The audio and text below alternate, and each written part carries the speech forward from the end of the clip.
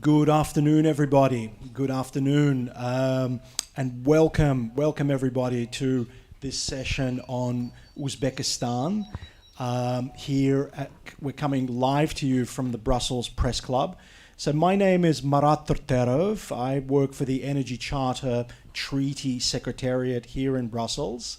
And it's my pleasure to welcome you all to this session on Uzbekistan. I'm going to moderate this session for the day, and I'll introduce the speakers shortly. We've got a very interesting set of speakers to address the topic of investment, new, exciting, groundbreaking, in fact, I think the term is, that you can use for investments in Uzbekistan.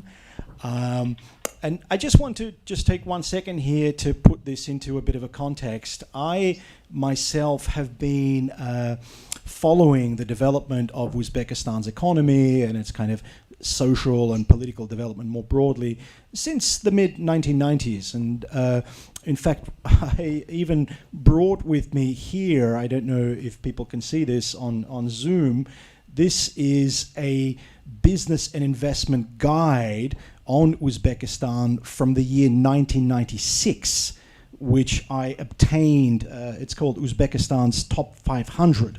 And I obtained this book in the pre-internet era on my first visit to Uzbekistan in 1997. Very interesting times back then, to put it into context. If we talk about foreign investment, I think you could literally count the foreign investments in Uzbekistan back then on one hand. You know, there was Newmont Mining, I remember, from Canada, had a gold mine in Zarafshan. There was British American Tobacco with their Uzbat JV. There was a Korean automobile project in Osaka. Daewoo is a well-known brand of cars in Uzbekistan back then. Viktor Gen was the deputy prime minister responsible for the economy to Islam Karimov, and Abdullah Abdulkadirov was in charge of the privatization program. But today, look at the journey that this country has come. Today is really exciting times for us, followers of Uzbekistan, for the foreign investment community when it comes to Uzbekistan, because we are going to be talking today about a foreign direct investment, you know, over 1 billion euros in size. And this is an unbelievable journey, if you like, that the country's foreign direct investment experience has taken, because this is not only the largest foreign investment that we're talking about from European countries into Uzbekistan, but the largest FDI into Uzbekistan as a whole. Now, there's some very large projects in Uzbekistan today, particularly in the energy sector, you know, with other countries, you know, China, the UAE, some of the Gulf countries, but these are within the context of G2G, sort of government framework-driven investments. But here we're actually seeing a Dutch company, or a company registered in Rotterdam, Stone City Investments. And, you know, there's companies like Siemens involved. We're going to learn about that from a gentleman just to my left-hand side in a minute. So the short message, everybody, for people like me who have been following Uzbekistan for, you know, close to 25 years, these are very exciting times. These are very exciting times for the country's investment as well as energy sector. I'll bring in a little bit of discussion of the relevance of the Energy Charter Treaty to Uzbekistan as one of the, you can say, founding members of this treaty when it was developed and came into force in 1998. So we'll talk a little bit about that during the course of the event. But what I want to do now is just to hand over first to the ambassador of Uzbekistan to the European Union. And this is, of course, His Excellency Dilyor Hakimov, who is a very esteemed diplomat, has been, you know, in the diplomatic service of Uzbekistan for well over 20 years, and now for a good several years here in Brussels, doing a fantastic job. So I'd like to give the floor to him in order to greet you and say a few additional words, and then we'll continue with the discussion for today. So please, Ambassador Hakimov. Yeah, Marat, thank you indeed. Thank you for such a warm welcome, and dear ladies and gentlemen here in the room, but not less importantly, online. It's really big pleasure and privilege to be here in the Brussels Press Club, and my first thanks goes to the Press Club itself for allowing us to organize this very important event, although the coronavirus is still being among us. Once again, dear ladies and gentlemen, dear Marat Turtanov, dear Alain Daniou, our friends from Siemens, and also all the excellencies, friends online, as I can see, from different parts of the world, including the European capitals. Few words. I'm not going to speak too long, and it's really time for business to speak. I would like today just to underline that was basically said on December 29th last year in a speech of our president, His Excellency Shavkat Mirziyoyev, in his address to the Oli Majlis, the Parliament of Uzbekistan, where he said that Uzbekistan's foreign policy interests are based primarily on the priorities of internal development. And this actually means an obvious shift toward the economization of the country's international cooperation and the strengthening of our economic pragmatism in external relations. And as it was rightly mentioned by Marat at the beginning, today's discussion is one of the most striking examples how Uzbekistan became open for the last few years, not only in political terms, but what is more maybe important in economic terms. This is real fruits of the seeing the President Mirziyoyev's policies being implemented. Because what we are going to discuss, ask the question, maybe learn the best practices, is how it's possible for the economy, which was, let's say, limited a few years back, before 2016, now to have such a big European investment being implemented in Uzbekistan. And without any further ado, I'm still open for any potential queries from your side, from the audience, online and in-house here. But I would like to pass the mic back to Mr. Tartarov, and I'm still here, and let us see what we can discuss. Thank you. Ambassador, thank you very much for those very warm words of welcome and some context as well. Now, everybody, you've seen the program for today.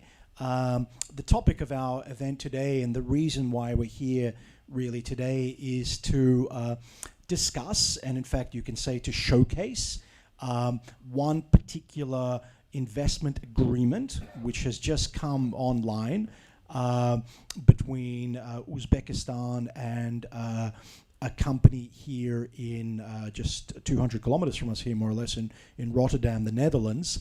And I think it's very important to start, let's say, highlighting the fact that this country, which, upon my first visit some 25 or so years ago, hosted just a handful of foreign investments in its very early kind of post-Soviet, economic evolution and initial privatization sort of program, economic reform program, is now really a country, I would say, widely open for quite significant, quite large-scale investments into a multitude of sectors, and certainly energy is one of the most attractive sectors.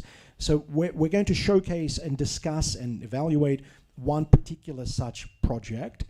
And I think we will hopefully, get an idea that, we Europeans should no longer kind of be, let's say, hesitant when we think about Uzbekistan as an FDI destination, that it is a country where, it's not only other emerging markets, that their companies invest in countries like Uzbekistan, but it's rather, European companies and Europe as a kind of a source region for FDI into Uzbekistan can really take place. Now, of course, it's been a journey so far for Uzbekistan, and it's going to continue to be a journey. And in fact, the project which gentleman I'm going to introduce him now, is going to present to us is an investment agreement for a period of 25 years.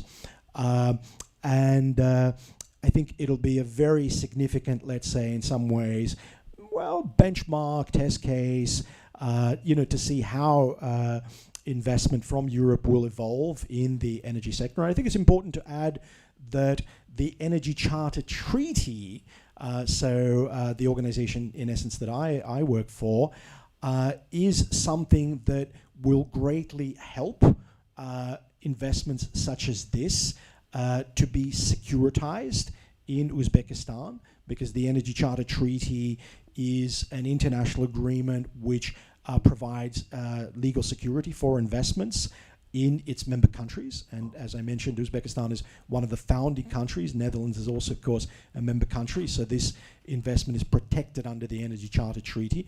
It'll be, I'm sure, protected under other aspects of, legal sort of provisions as well.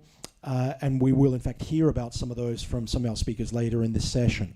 But initially, I'd now like to invite Mr. Alain Denou, who is now the Director and CEO of Stone City Energy, which we will learn about right now, in fact, because this is the operational company, as far as I understand, that will be actually developing this very large, gas-fired power plant in Uzbekistan. So we're going to learn about this project now. And I should say that Alain Denou is, well, a person who I've come to know recently, and I think a wonderful professional who is not only I would say a great, engineer and technical expert in the field of power. He's worked for NG, for Siemens, here in Belgium, in this part of Europe for more than 2 decades, and has an MBA, by the way, so he's also the right education. But he's also someone that, understands the mentality of countries like Uzbekistan. He spent a lot of time in these countries, understands the people, the situation on the ground. So I think he's really an excellent person to develop this project. And now I'd like to invite him to tell us about Uzbekistan's journey, the continuation. Alain, please. Thank you very much. Well, first of all, I like to present you a little bit the project, but before that,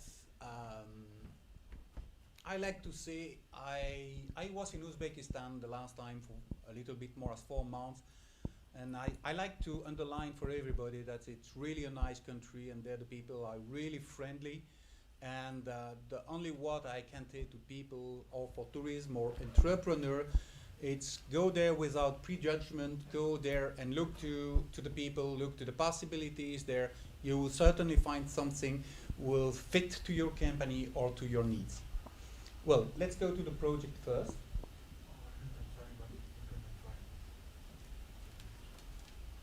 Okay, then we will do without.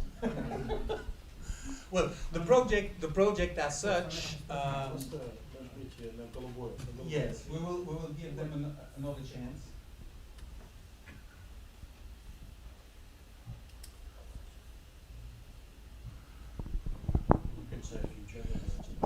Well, the project in general is in the energy sector. Why in the energy sector? Because in Uzbekistan they have, due to the history, a lot of old. Yes, it's done. Oh, this one? No, this one. No, it's this one. I do have to. That's it.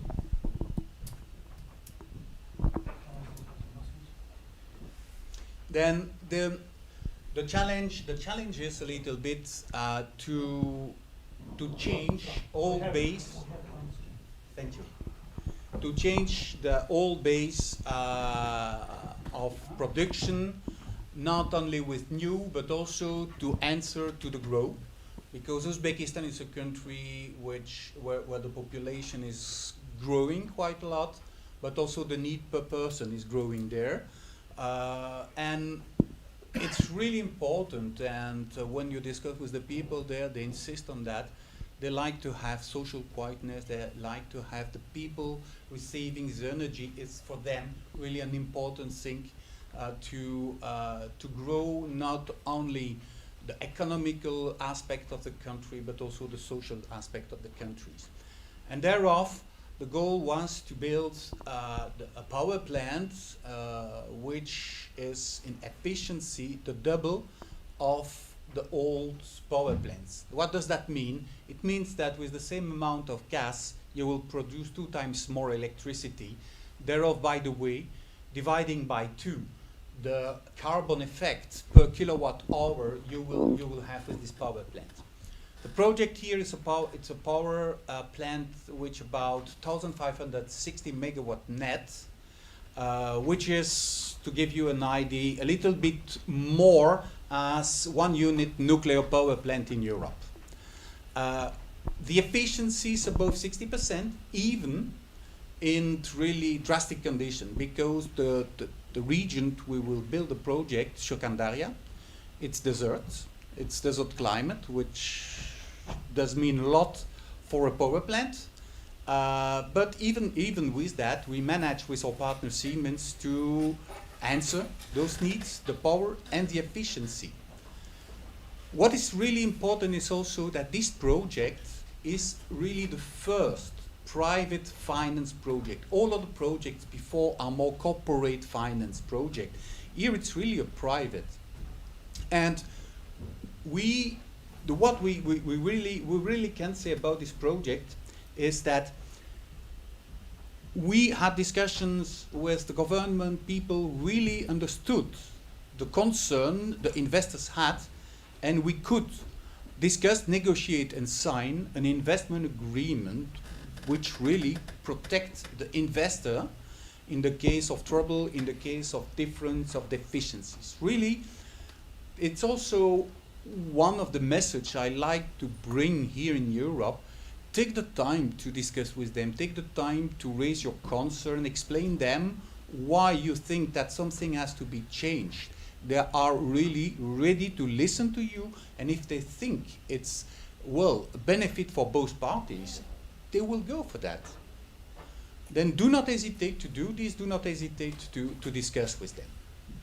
Then you see here a little bit, it's on the historical, it's the growth of the need, and this is the decision-making system. It's really, really easy. You discuss, when you discuss with the energy, you discuss with the Minister of Energy about what you like to do, how you like to do, what are the challenges there, and they decide on that. Then you discuss, you have the Minister of Finance, will we look if what you do is financially acceptable for the country, and then you have the third party with the Minister of Investment and Foreign Trade, which will look to you and say, how can we protect foreign investor, how can we work together with foreign investors into the country? And you do that parallel, you work with them, it's really clear. I will say, when I compare with other countries, even in Europe, it's easier. Then perhaps from time to time, we perhaps have to learn about this. But this is another matter. Then you see a little bit here the way they are organized, and it's, I will say, working really well. Then the project itself, like I told you, it's the highest power and efficiency in Central Asia region, and desert. This is really a challenge. We will use the highest technology, the latest machine of Siemens. Perhaps Siemens will speak a little bit about this machine. Secretariat is a critical position also for the grid, not only for export, not only for that, but also for balancing and managing the grid completely. It's an investment of about 1,200 million or 1 billion euros. It's in US here. 25 years, protected by the government, which is really important for investors. And I will say that the only point, it's please go there, look what it is, discuss with the people there. There are a lot of opportunities. They really also need people coming in, investing and believing in the growth of this country. And I can assure you, if you take it, you discuss with the people, you can make it.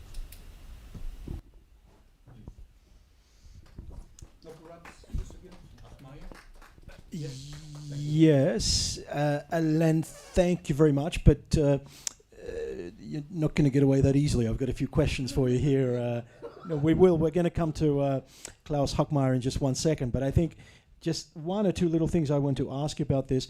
Can you just give us an idea for people that maybe are not familiar with Uzbekistan's energy sector and power sector more broadly, but how this project fits into the existing grid development of Uzbekistan, the current capacity that they have for power production, as well as the context of gas and renewables, because of course Uzbekistan is developing some, you could also say, groundbreaking projects in the solar energy sphere as well as wind.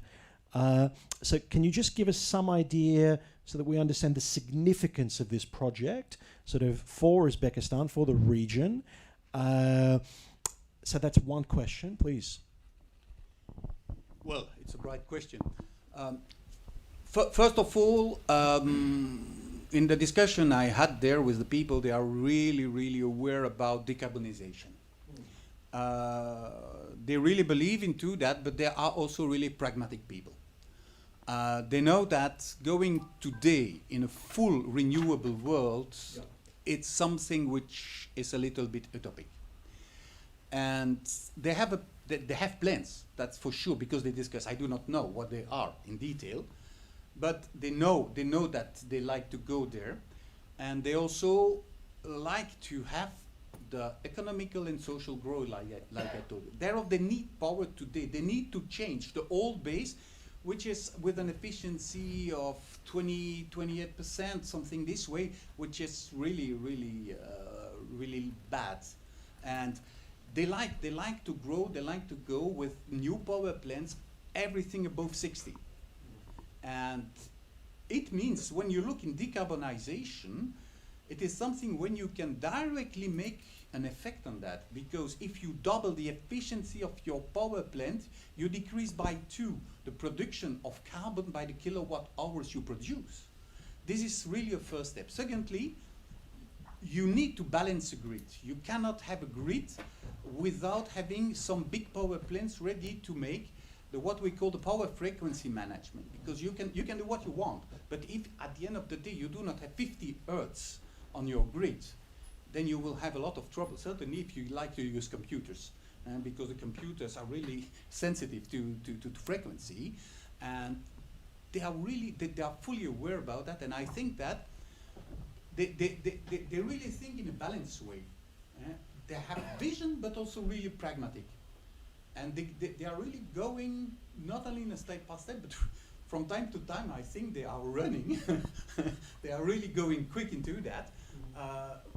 But it's why I think it's really an amazing country, because they really like to go to achieve it. Secondly, when you think about the combined cycle, it's burning gas into the gas turbine. It means also that for the future, it's a good technology, because if you achieve to have enough renewable energy at a certain time, let's say more, let's imagine that you have made so big investment that you have more energy than what you consume. Then you can save a part of the energy there in different things, but one of that is producing hydrogen. And this hydrogen, you can use it back together with the back mixing, or even more and more, the future technology will allow to burn hydrogen directly in the gas turbine up to 100%. Then you will really be there at that moment into a decarbonized energy sector. And you will use the same type of power plants. You will make some changes around the burners and around the alimentation and things like that. But for the rest, the investment will remain the same there, and you will only make some add-on. And they are really, really aware about that, and it's thereof that they are using this technology. So in a sense, we're taking advantage of Uzbekistan's abundance in natural gas, endowment of natural gas, as a means to decarbonize, as a means to foster greater efficiencies. Yes. And this is both through the... Also, not only on a long future, but certainly on a today view. Mm-hmm. Because if you have to produce the energy, you do not have to produce the energy only for the future, but also today. And then this is really pragmatic. The gas is something that you have also to save. You have to manage that really good. They do that too, because it's not something which is infinite. That you have a certain volume, you have to use correctly this volume as good as possible. Yep. But they are really, I think that when you look to the mix of energy, they can give some lesson to other countries too, because they are really pragmatic in the way they do. It's not only by making big announcement, it's by doing. They are really doing.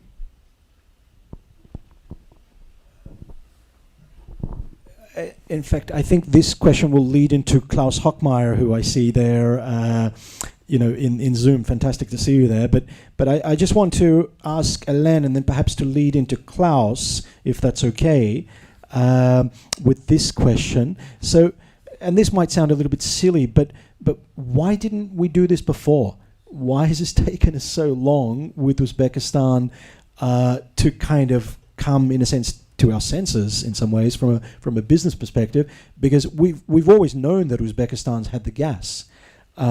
So we've always known, I mean, the technologies have also been there. So why only sort of today do we come? I realize it's a complex agreement, it's a very large scale investment. We've not talked about the financing, how that's been structured. But nevertheless, it still surprises me a little bit that it's taken us this long, because we've been trying to decarbonize for some time, and our friends, the Europeans, are encouraging countries like Uzbekistan to go further down the road of energy transition. So that's perhaps also a question for Klaus to think about. But Alain, perhaps just a final thought before we go into Klaus. Well, I do not know. I'm a poor technical. Then I think this is something for somebody other. There is somebody who likes to answer, perhaps. If you like to take this, to come to the stage. Words about this, if you are interested. Absolutely, and we're definitely going to have the Secretary General of the Energy Charter in 1 second. But let me just go to Klaus, and then we'll come to you. So Klaus Hockmeyer, I'd like to invite you now to talk a little bit about both your presentation, but also perhaps to reflect on some of the discussion that we've had so far with Alain. I realize Siemens is also involved in the project. So please, Klaus, the floor is yours. Yes, thank you very much, and Your Excellency, ladies and gentlemen, it's a pleasure for me to address you at this event on this important topic. I hope you don't leave all the difficult questions to me, but our project has been introduced, and I would like to talk briefly about our approach to the country, which is a new one, but also a very positive one. And secondly, maybe also some words on the investment climate. And before I forgot, I mean, the advantage of joining you on this internet conference is that you can check also when Uzbekistan joined the Energy Charter Secretariat, and I found that that was in 1991. So I can also say that your investment guide dating back from 96 already had that information, if it was a good investment guide. Yes, which I believe, yes. Okay, yes, that's it. Let me say some words on the project and involvement of Siemens Energy in Uzbekistan. So first of all, I'm very glad that we are about to embark on a journey which will hopefully end in a successful investment project, and that we have won the government of Uzbekistan as a strong partner, but also good companies such as Stone City Energy, and you already listened to them, as a good partner at the local level, because investments and projects at this scale cannot be undertaken without a similar support at the level on the ground or in the theater. So Siemens Energy, my company, is a leading energy company. We are based in Germany. We have 90,000 employees, and we're active in over 150 countries worldwide. We are, as a European company, we are certainly very committed to decarbonization and climate goals, such as the EU's goal to become climate neutral by 2050. And this is also something which guides our activities worldwide, even though we are acting and also active in countries which are outside of the European Union and which have a different approach to energy policy. I'm happy to announce that our CEO visited Uzbekistan about 2 weeks ago and signed a number of agreements, and Stone City Energy was also part of that. And we're happy to announce that we are going to embark on a number of projects. We have formed working groups in the area of power generation, and the project just presented as the leading project in this area. We are going to talk about the modernization of grids, the decarbonization of industrial sectors such as chemistry and metallurgical sectors, and also on the important field of renewable energy and hydrogen. And by this way, you will see it is a holistic approach where we will bring our experience as a technology provider. We are doing this in many countries where we're directly in conversation with the government and doing this on a long-term basis. Let's take, for an example, Egypt, where we built new gas-fired power plants. We are now working on renewable energy, but we transformed the state of Egypt within a record time of less than 3 years from an energy importer to an energy exporter. And the newest trend we are seeing there is the hydrogen economy with regard to exports in Europe. So I think we are taking a similar roadmap approach in Uzbekistan. We are starting from a consultational basis where we'll discuss the needs and also possible solutions with the Ministry of Energy and other stakeholders in the government, and we will see where this will take us. And the Secretariat plant is, as already mentioned, is one of the first example.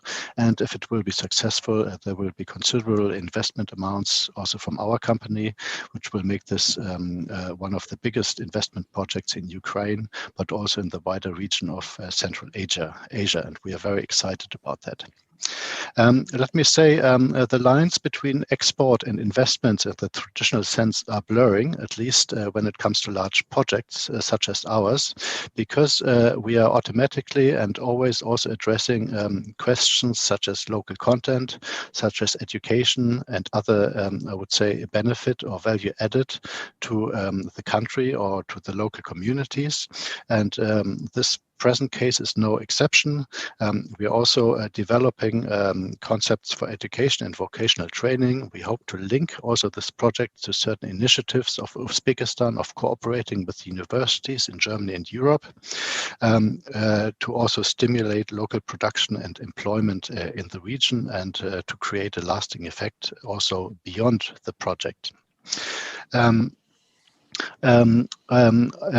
Then let me come to my second part briefly and talk about investment and investment security. And in a way, this is a bit of a home run for me because I used to work for the OECD in Paris in the investment directorate, and my job was to write investment reviews and reports of certain countries, mainly in the Middle East. So let me just make one message, and the message is that it is is very good if countries, including Uzbekistan, that they become members of treaties such as the Energy Charter, which are putting obligations, I would say, and to the country to in the area of investment security, because this is giving a very strong signaling effect to the outside world.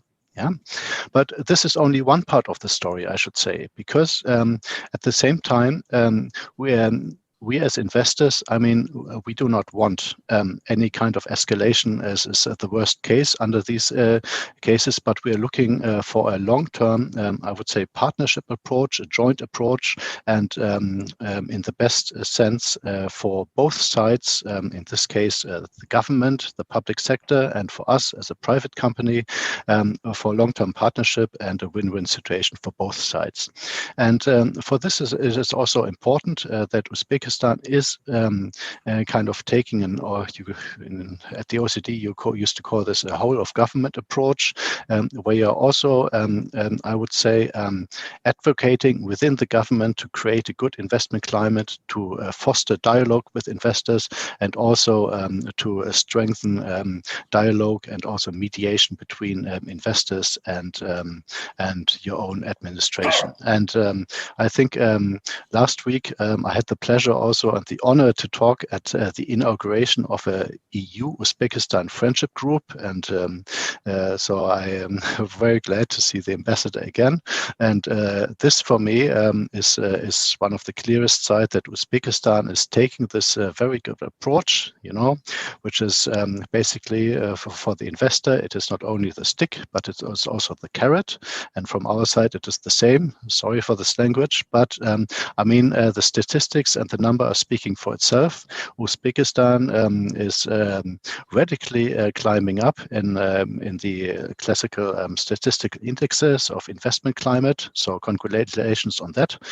We are seeing first fruits. It is our project, and I would say that the strengthening of the investment climate and the direction which you in Uzbekistan are taking, yeah, this is clearly also one argument which in our internal discussion and our discussion with our partners is making the clear case for going to Uzbekistan and for investment in Uzbekistan.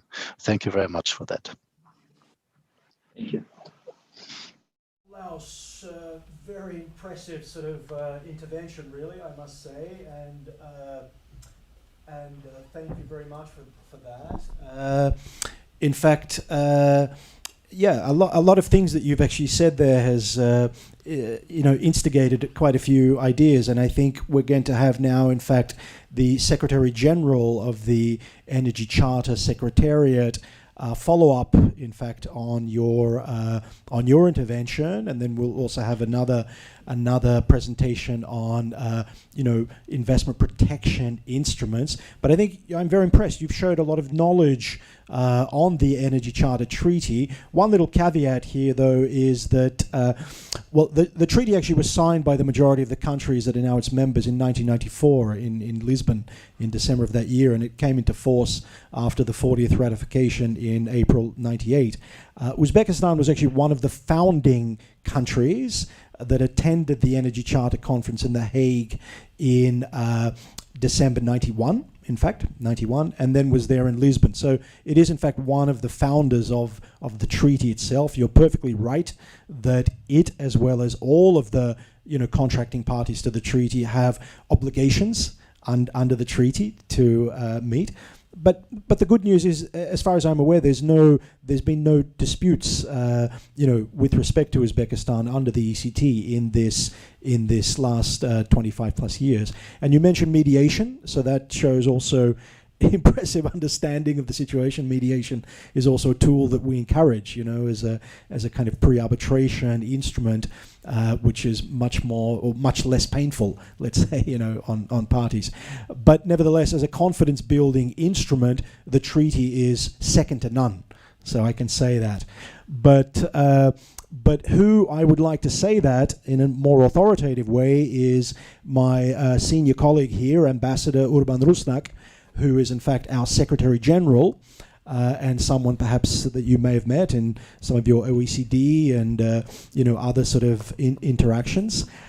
So Ambassador Rusnak has been Secretary General now for, he's nearing the latter part of his second term, in fact, 2 terms of 5 years each. So he's been at the helm of the organization. This is a top executive job in the organization for just about 10 years. He's one of the most experienced energy diplomats more broadly, I would say. He was also ambassador of Slovakia in Kiev, Ukraine during the times of the 2006 and 2009 Russia-Ukraine gas disputes. So a lot of good schooling, let's say, in the practical sphere of energy diplomacy for Ambassador back even before he joined the organization. But very warmly, Ambassador Rusak, the floor is yours for your intervention, please. Thank you very much, Marat. Thank you, Your Excellency, Ambassador Hakimov, dear friends and colleagues. First of all, I would like to apologize for being a little bit late for this gathering. But I was listening very carefully the intervention from the floor. I think, indeed, this is a groundbreaking investment, and I think that the reasons for those are clear to us and the Energy Charter Secretariat and the International Energy Charter Organization as such, but it's also probably clear for the investors, as we have heard, and also for the host country. But still, let me to sum up why we believe that this is a very significant investment, and not only by its size, but also by the place and the signal which is sending to the country, about the country, for the investors, and about the investors as well. I think that this investment, according to our view, is very important because it's helping country to achieve and to put Uzbekistan in a broader political and economical format. So this investment, we believe, that can actually contribute to achievements of the Paris Agreement goals, which was ratified by the Uzbekistan in 2018. It may sound strange that the gas power plant could follow us and could lead us to this goal, to the diminishing and to get to the zero emission at 50-50. But indeed, the place in the current system of the power supply and distribution, as it was mentioned by technical people before me, it's the confirmation of this fact. It also reflects the very practical and very useful nature of this investment.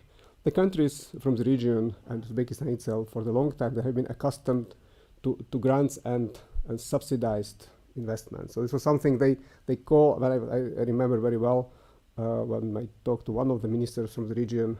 He told me, so we are looking from the investments. And from what kind of investments I'm looking for? I'm asking the gentleman. Yes, from those international financial donors. I'm telling, okay, good, so those are not investments, private investments. Those are kind of support schemes and all kind of important instrument for your development, but those are not investments I refer to. So I'm referring to the foreign direct private investment. And the question which was asked before, why it takes so long time? Indeed, because the country was not ready yet to take this type of investment before. And it was not only the aging system, and we know that the country has the average year of the generation facilities is about 53 years. So a replacement of all of those units, old units, which has efficiency as big as 28%, which is a joke. I have seen this type of units in former Soviet Union. I mean, this is, you wouldn't believe this. This is like efficiency, like you have a boiler on your kitchen, like open flare. I mean, this is ridiculous. And more these type of power plants will come, faster Uzbekistan will reach the goals to reduce the emissions, but also a very pragmatic way. So just introducing, building and completing and start to generating the electricity on this power plant, on this single power plant, will free at as much as 1.1 billion of cubic meters of gas naturally, annually. So it means this gas could be either sold in the market or not spend. So it's a choice, and it also helps to the country to go to earn additional cash flow, additional benefits. Furthermore, this, as we have heard, this is the most up-to-date technology which is available.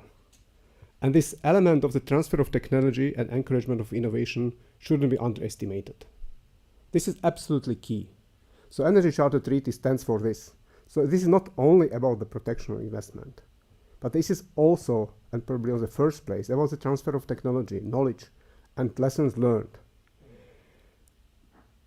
If we compare this technology which is going to be deployed in Uzbekistan from the perspective of the greenhouse gas emissions to the most up-to-date requirement which has been proposed by the European Union in the negotiation of the modernization of the Energy Charter Treaty, this technology will actually fit in.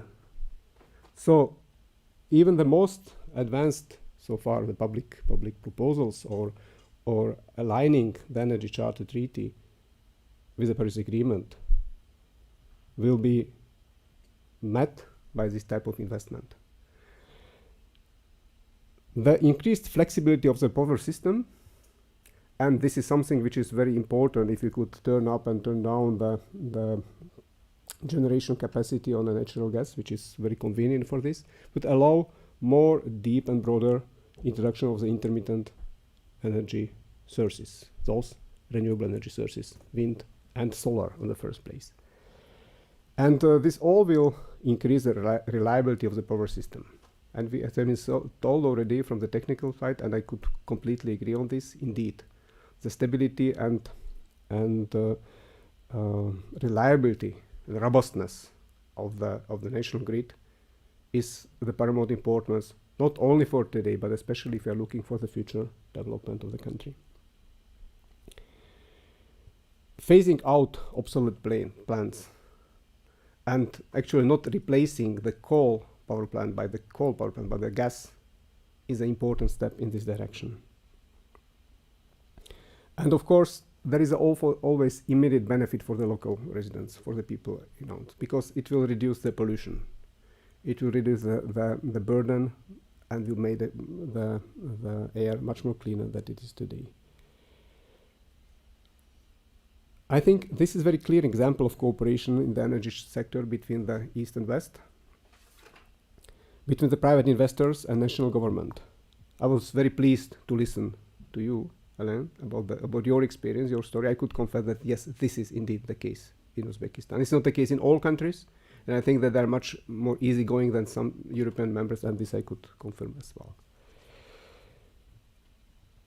However, the implementation of this particular project is not the final objective, but only the beginning of the modernization of the overall Uzbekistan power system. Despite the fact that today we are speaking about not about the renewable but low emission project, this fully complies with the national green economic energy strategy of Uzbekistan for period of 2019 to 2030. And more importantly, the roadmap of Uzbekistan towards zero carbon power sector until 2050, which was developed with the support of the EBRD and the government of Japan. And this was this very feasibility study, which showed to Uzbeks that while it's much more cheaper and sustainable in the long run to not to rely anymore the coal power plants, and to come and to build the most, to take them, even if it may seem on the first reading that it's more expensive, to take the most, the high tech, the best of the best, which is available today.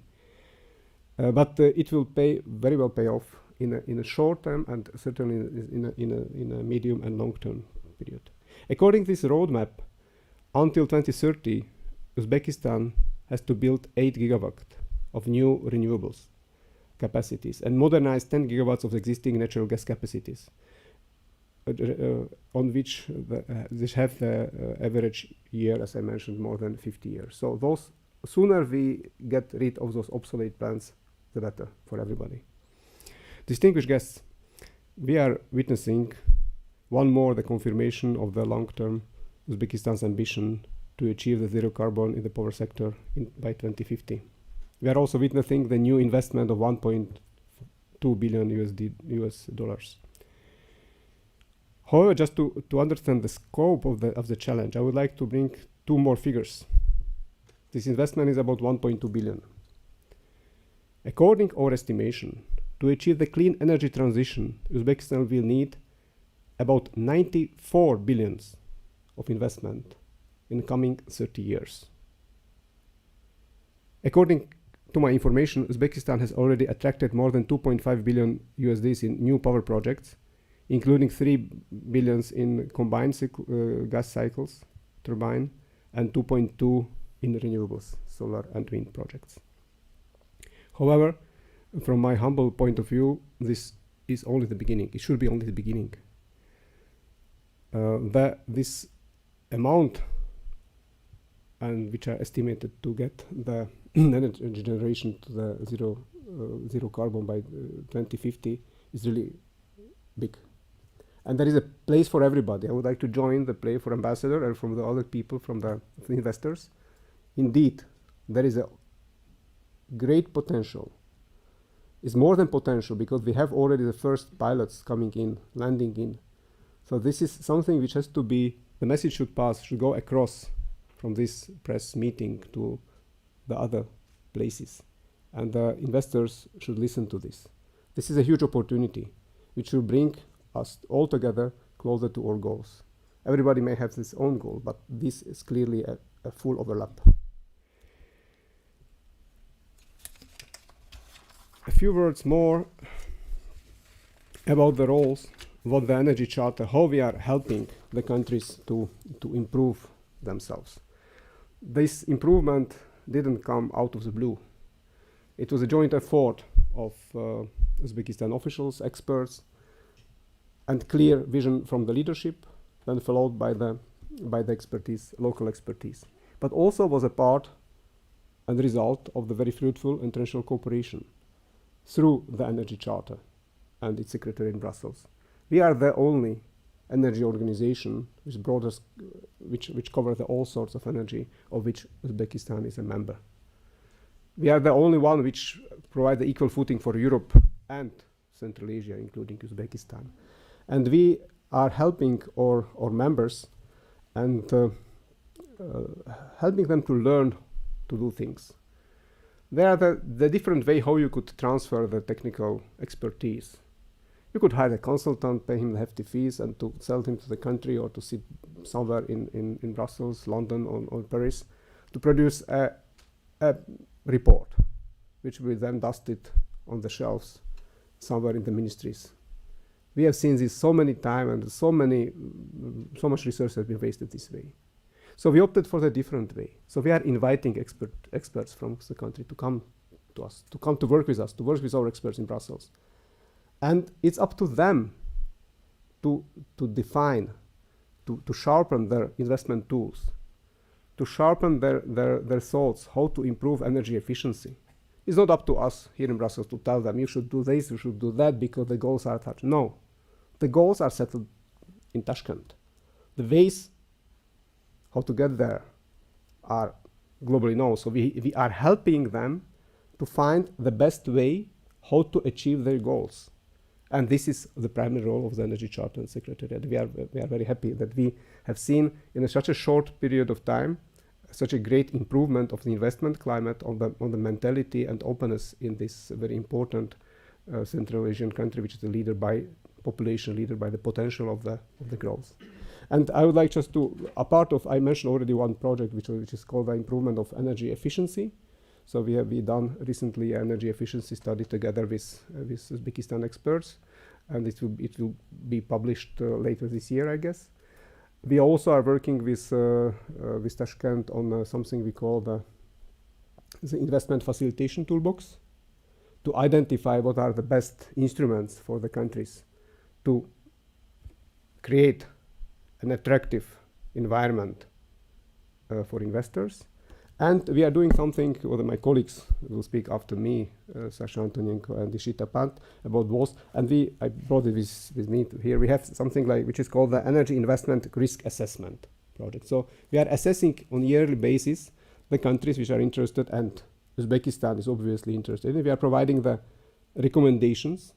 We are mapping and tracing those recommendation implementation, and year by year we are trying to help all member states and observers to improve their investment climate.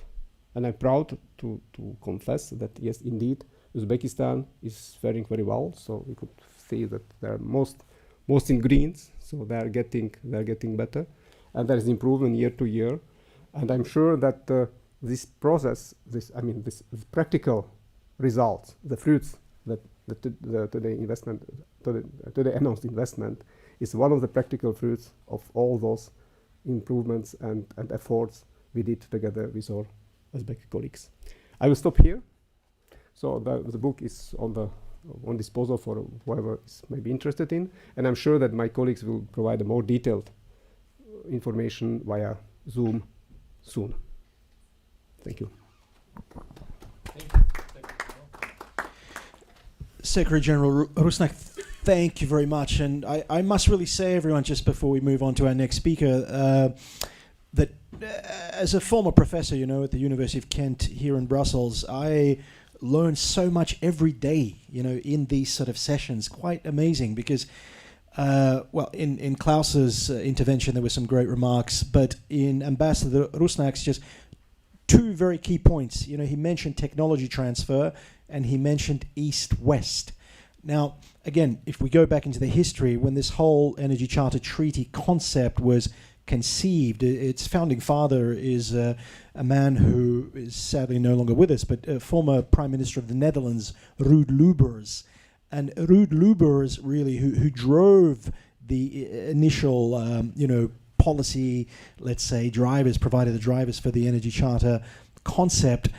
For him, this was really about energy cooperation. So cooperation de facto means investment and trade between the countries of sort of Western Europe, OECD countries, and the former Soviet Union.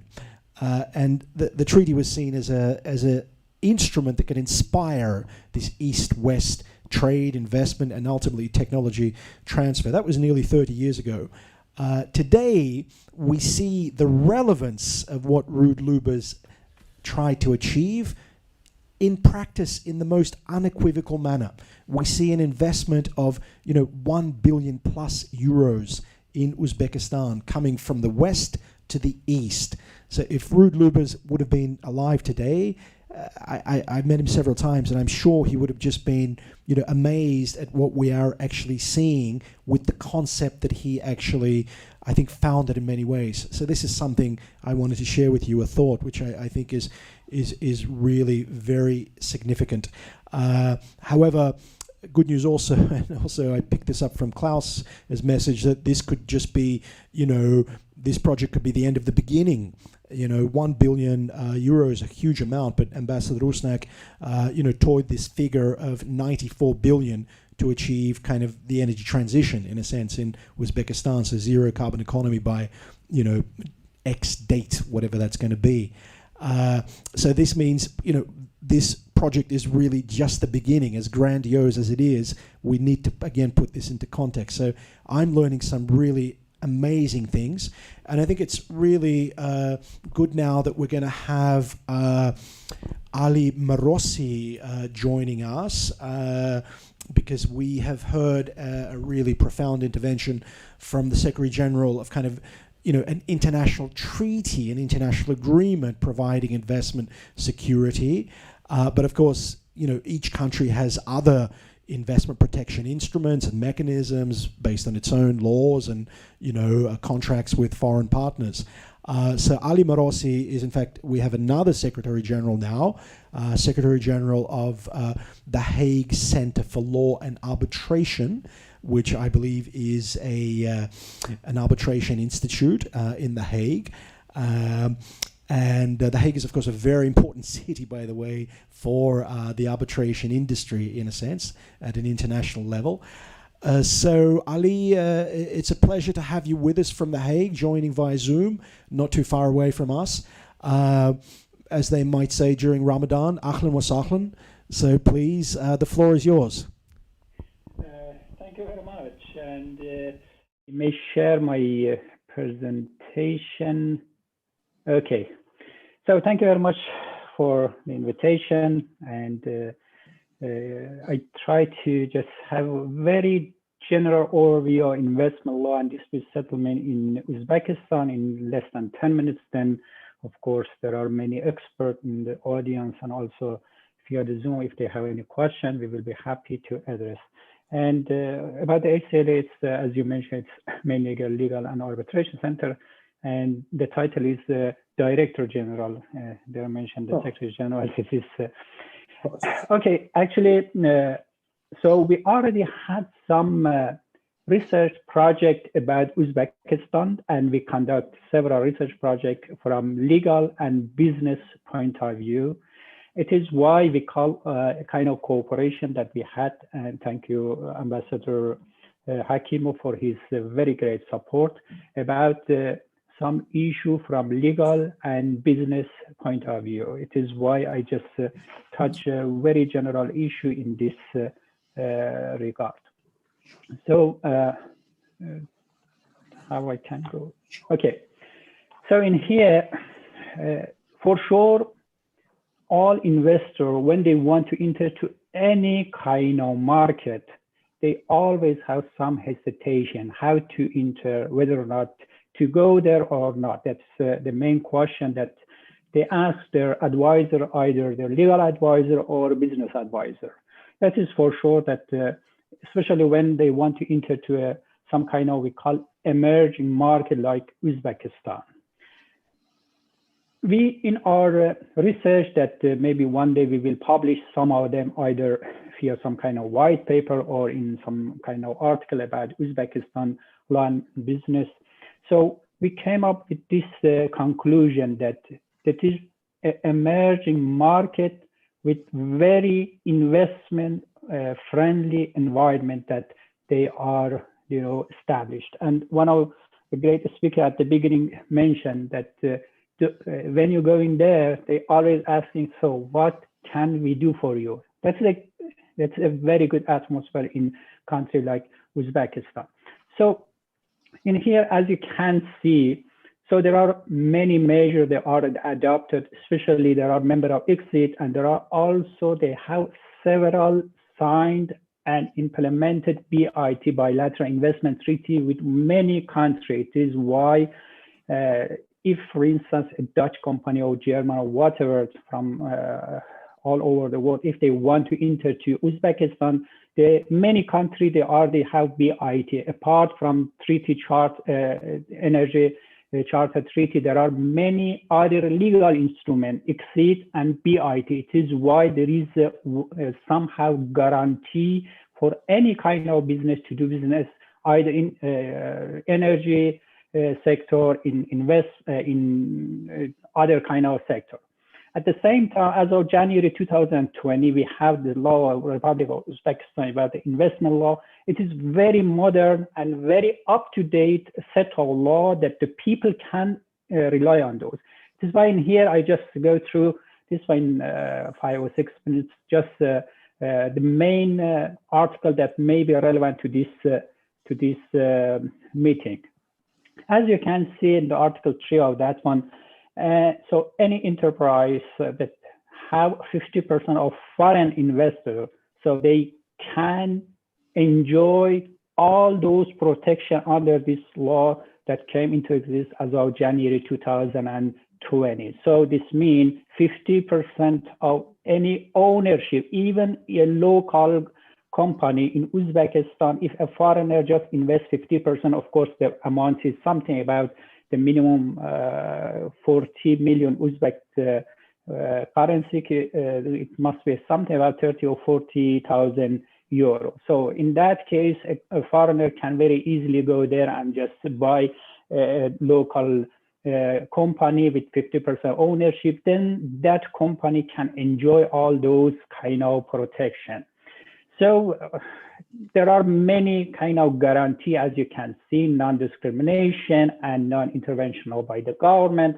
And also, as you can see, even they assume foreigner, the same as Uzbek, without any kind of discrimination. But At the same time, as I highlighted in here, it's kind of exception in any kind of treaty, even in the US, in the European Union, and anywhere, that there are always some exception we call national security, or it's a kind of general recognized principle that there are always some exceptions that the government reserve for themselves just in case if there is any kind of threat to their national security, for sure they can adopt some other kind of measure.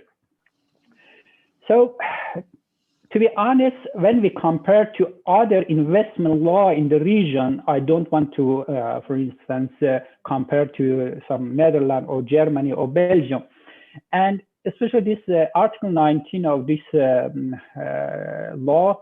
So they somehow guarantee if there is any kind of change in law, for instance, tomorrow there is a new kind of set of government or parliament in Uzbekistan, if they change any kind of regulation, that regulation may somehow affect the interest of an investor who already invests in that country, this article can guarantee up to 10 years. Of course, there are some conditions that a company or a foreign investor must somehow take into consideration those conditions. So there is a kind of guarantee even against changing the law and regulation in the future.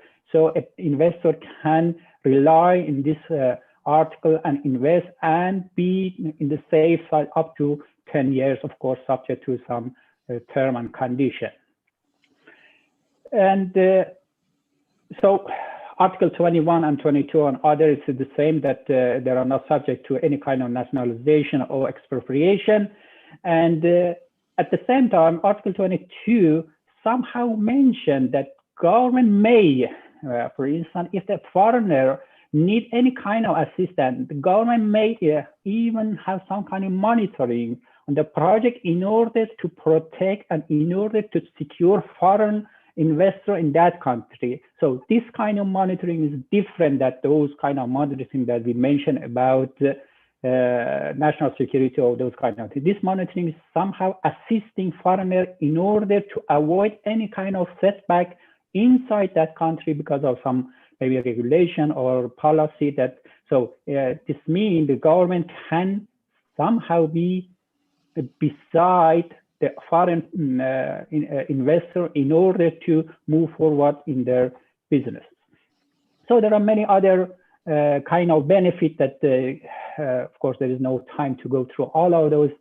Article 30, 31, 2, 3, 4, and all those, and Article 35 about the tax reduction and delay in the tax payment. Also, there are so many benefits for the foreigner. And there is actually one issue that some lawyers are always discussing about dispute settlement in Uzbekistan. First of all, as I mentioned, Uzbekistan is member of ICSID, and also Uzbekistan has several BIT treaty with other countries. So there shouldn't be any kind of concern.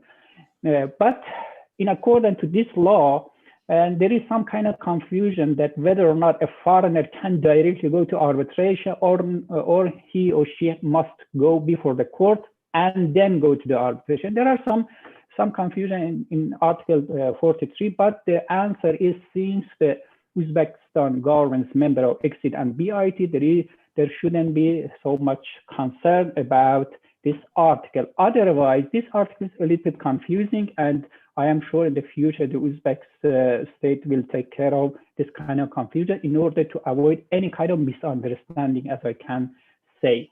So there are members of New York Convention 1958 and also member of Ancestral, and there are several arbitration institutions there that the people and foreigners can either refer their case to them, or they can invoke other kind of arbitration in The Hague, in Paris, in New York, whenever and wherever they want. So I think it is a kind of general, because as I promised, I don't want to, it's more than 5 or 10 minutes. Then if you have any kind of question, we will be more than happy to address. Thank you very much.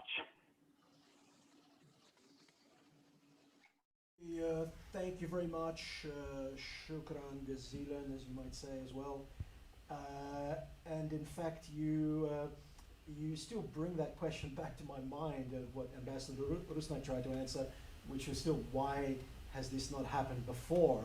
Because, you know, Uzbekistan is a founding member of the ECT, as well as the relatively solid legal framework that you've described. I mean, in a summative way. We can discuss it in a lot more detail. So the question still persists in my mind. Ambassador Rusnak suggested that Uzbekistan was not ready in the past, but still I have some open questions on that. But I know there's also a number of distinguished colleagues in the virtual space.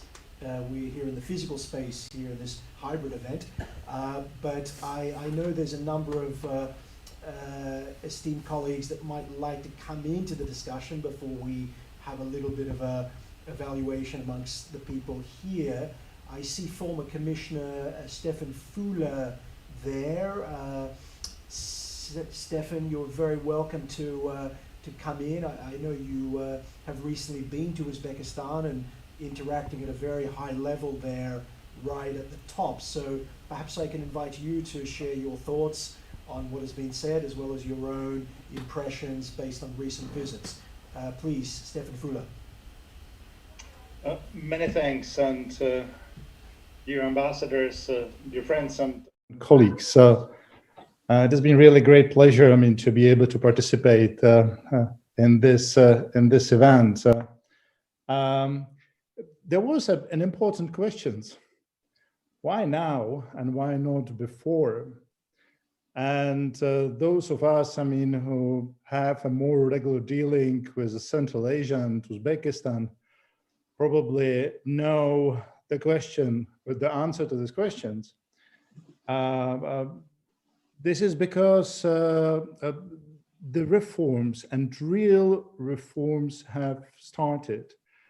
Uzbekistan under the Karimov was considered to be almost a police state, and although there has been some progress,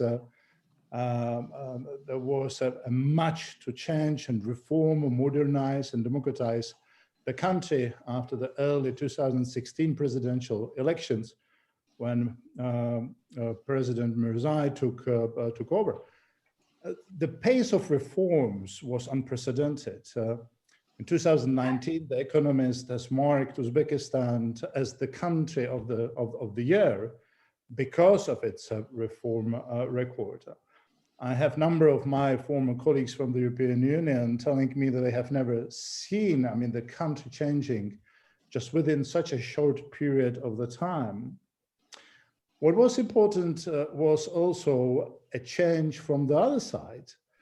And let me talk particularly about Brussels and the European Union, the new strategy about Central Asia, the focus on resilience, prosperity, regional cooperation, new offers like the GSP Plus. By the way, the Uzbekistan has very recently became a member, I think the number 9 member to benefit from this unique system of trade preferences.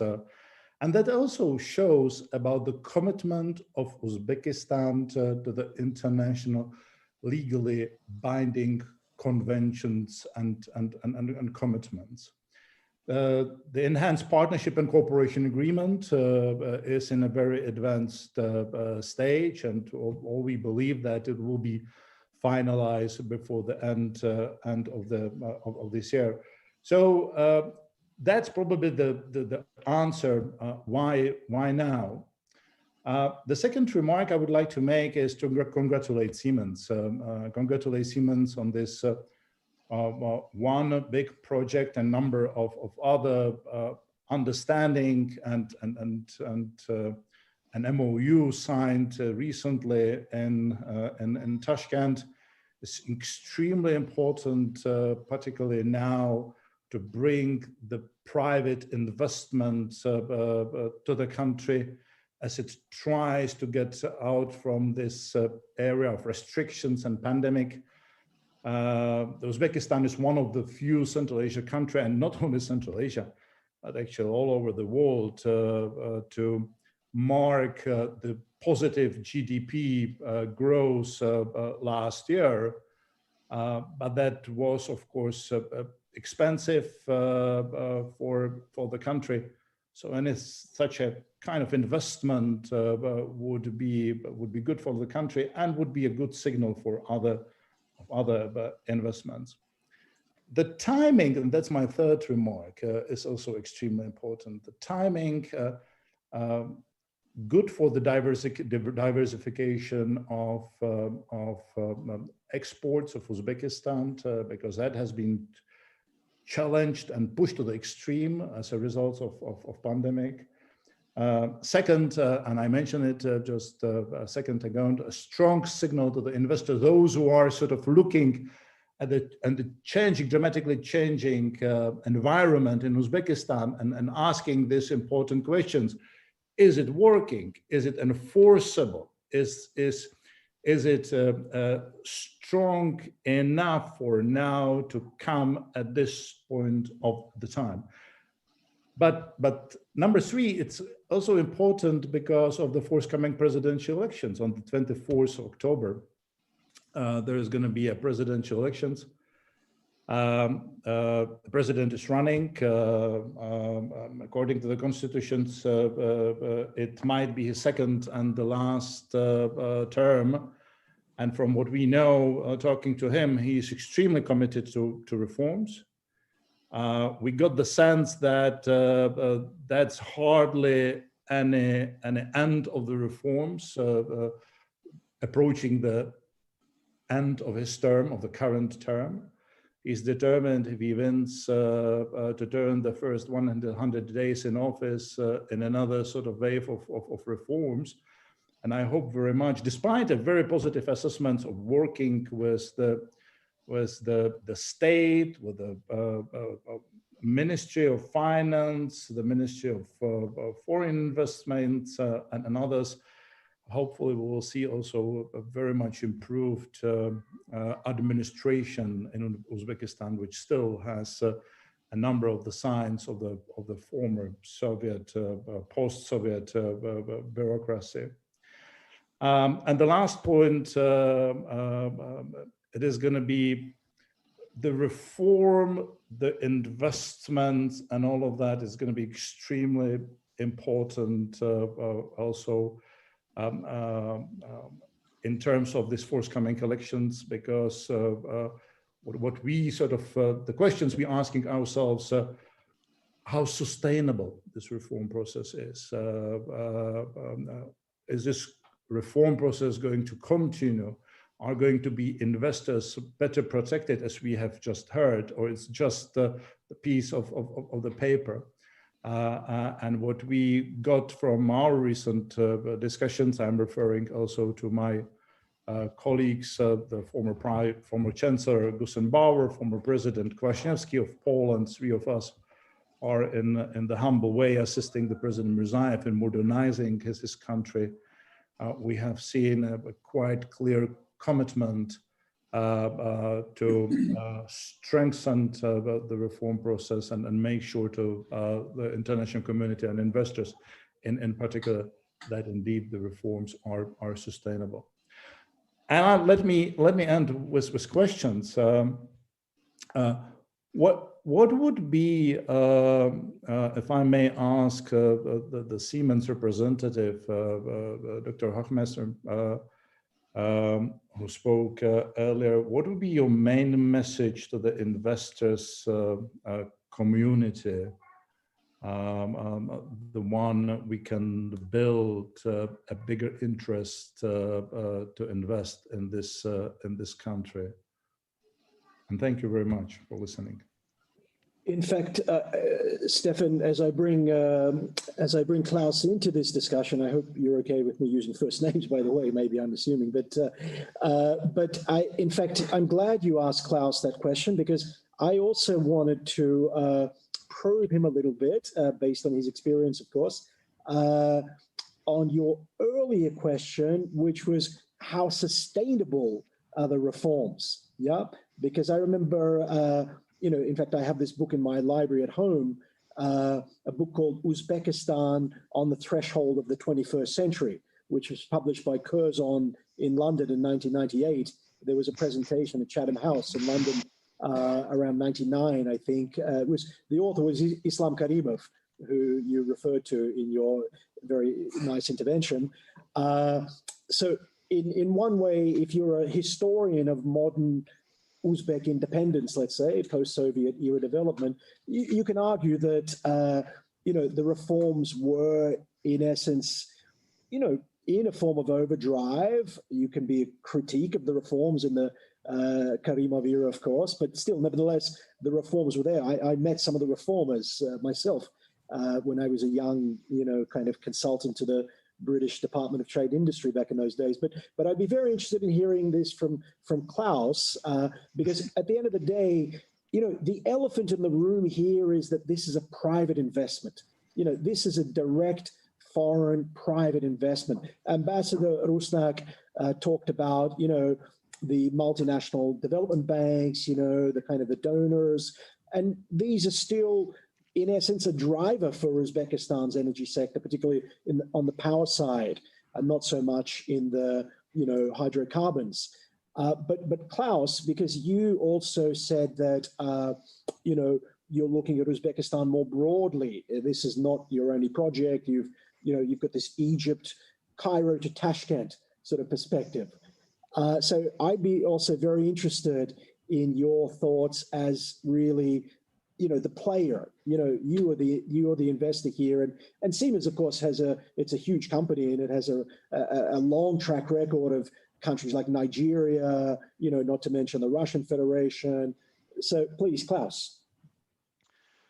Yes, I have in mind that I think there are 5 or 6 minutes left to this event. So let me just make 2 or 3 brief statements. Now, I think any investor will look, number one, at the numbers of the business case, and number 2, also at the legal framework. This can be relatively easily be done from the desk at home, where I'm sitting. The third element is actually, the practical experience and the work in the country. It is no secret, and many people will know that Siemens and its partners, we have already been in discussions on some of these projects for a long time. For 3-4 years or so. Yeah, but I mean, this is also normal. But I just want to say that our CEO, who is a great friend even in these times of personal visits, and he has been in Uzbekistan, and he has achieved in these 2 or 3 days, he has achieved more than we have done on the telephone or on video conferences in 6 to 9 months. So I want to say, of course, you need to have some entrepreneurial spirit and some, I would say, boldness in a way. And large companies, multinational companies like ours, can do that better than smaller ones for obvious reasons.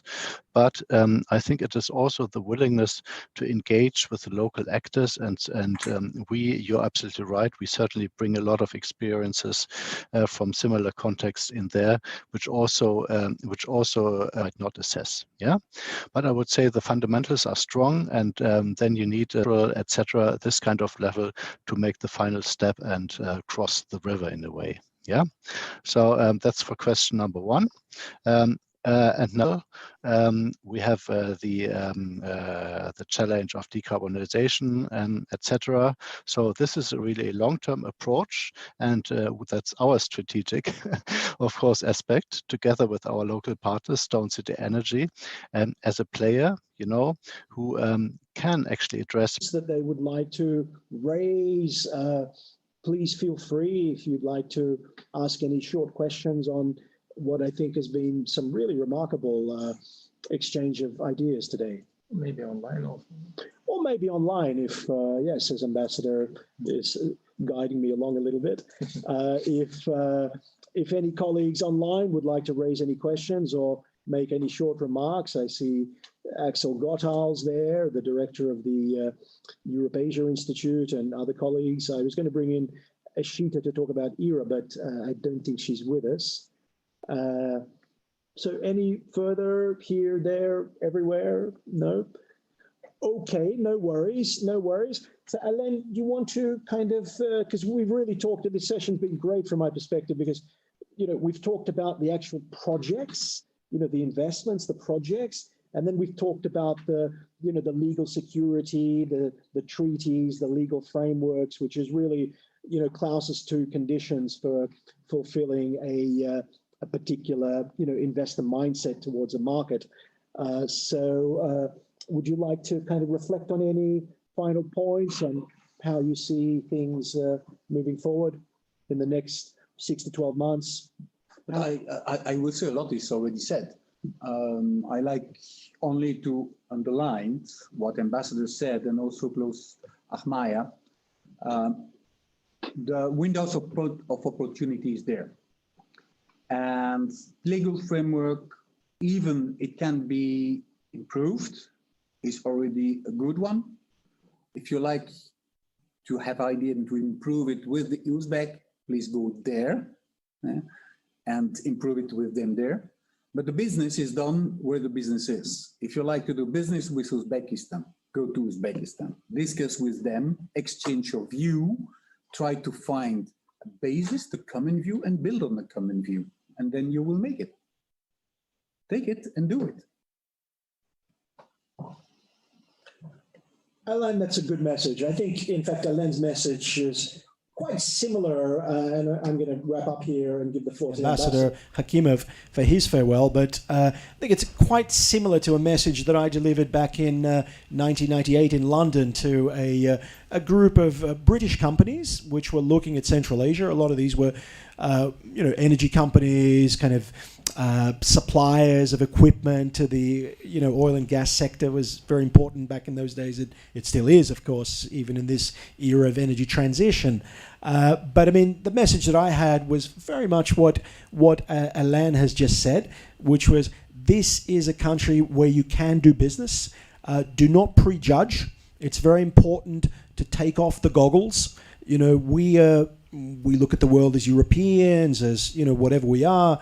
But I mean, I think, you know, when you go to Rome, do as the Romans in a sense, and take off the goggles. Do not prejudge, because this is a place where business can be done. I've certainly seen, you know, successful projects. And in a sense, you know, in the earlier years, what we have seen was a kind of east to east sort of form of investment flow and cooperation. You know, west to east, as kind of Ruud Lubbers would have hoped, I think we're starting to see now. And I really do hope that a great company such as Siemens, you know, with its amazing track record of investing around the world, will really realize this project together with, you know, Stone City, and demonstrate to the Brussels community, but not only to London, you know, to Amsterdam, to Luxembourg, to Frankfurt, to the finance, business and investment communities around Europe, that Uzbekistan is a place not only where you can do business, but where big projects can come on stream, and where, you know, where private investment, foreign investment, you know, east-west sort of projects combined can actually be realized successfully, you know, for the betterment of both parties. So I'm going to leave you now, everybody. Thank you very much. But now I want to hand over to my very good friend here, Dilior Hakimov, to wish you all a farewell. So please, Dilior, Ambassador, the floor is yours. Dear Marat, dear Alain, dear everybody here on floor and house here in Brussels Press Club, and those who are online, I really appreciate this great time and opportunity to speak to you, to have this very open and friendly exchange of minds. Although we were online, for those who catch up a little bit later, I would highly recommend to visit again the Brussels Press Club online and to see on record. Because really today what we had is open conversation which is underlining why should anybody be interested in investing in Uzbekistan.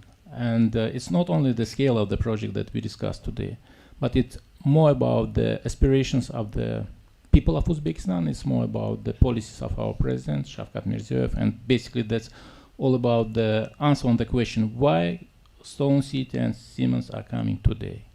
I'm not going to speak and to repeat because time is running up, but few major changes like introduction of PPP modality to in Uzbekistan legislative system, formation of the Ministry of Energy in Uzbekistan a couple years ago. So those unseen from outside but very important initiatives of our president brought the fruits, the results. I mean, the Stone Cities and the Siemens investment is one of the many other projects that we expecting. And as it was said by Secretary General Rusnak, it's the energy sector alone of Uzbekistan needs about 100 billion of US dollars to meet the goals that we subscribed up to 2030.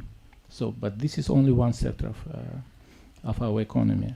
And I'm very much optimistic, and please stay assured that our embassy is stands ready to facilitate, engage, and bridge all the necessary support between the potential investors and our government.